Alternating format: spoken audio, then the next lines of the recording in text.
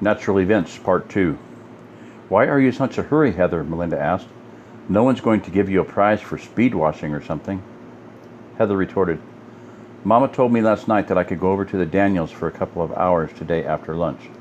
I want to get done so I can go over there and still have enough time to get supper ready and do my homework before Mama gets home. Mel's face soured. Thought so. Gonna spend some more time in the hayloft with Stevie? Heather's face reddened. So what if I do? Why do you care? The other girl sighed disgustedly. Heather, I can't believe you're doing this. What will your parents say? You're taking a terrible chance. You could, well, you know. The older girl slapped aggressively at the plate she was washing with a dish rag. I know what I'm doing, Mel. It's not like I'm ignorant or something. My mom's a nurse and my dad's a doctor. They taught me things. Nothing's going to happen. You hope, Mel said as she hung the dishcloth she'd wiped the table with and left the room. A few minutes later, Heather drained the dishwater, wiped off the counter and hung her dishcloth too, and then left for their bedroom. A moment later, she was livid with anger as she screamed, Melinda, I know you took them. Give them back. Melinda was in the dining room doing her schoolwork and shouted back, if you won't act like you've got any sense, then your friends will have to do it for you. Nothing's stopping you from going to the Daniels without them. Heather shot out of the bedroom toward the dining room where Mel was at. As she passed, Brittany stuck her head out of the bathroom with a scrub brush in her hands. Took what? She said. What are you two shouting about? Never mind, Heather said exasperatedly. It's nothing. Just go back to what you were doing. Before she hit the dining room door. Mel, give them here.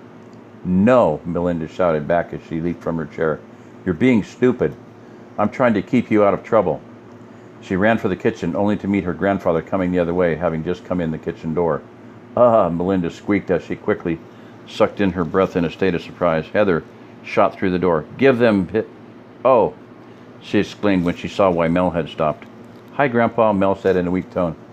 Is there something I can get for you? Anxiety showed on both of the girls' faces.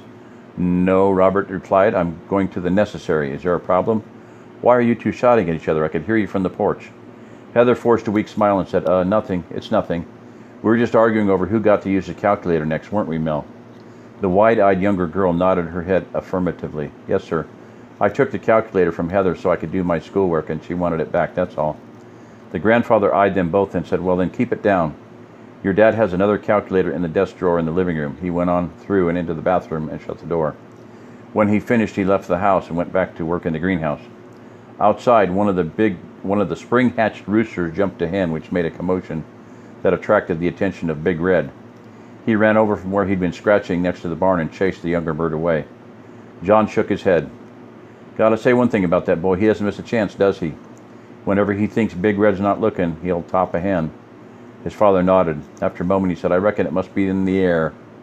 There was something about the way he said it that caused John to give him a quizzical look, but his father went back to hammering and said no more.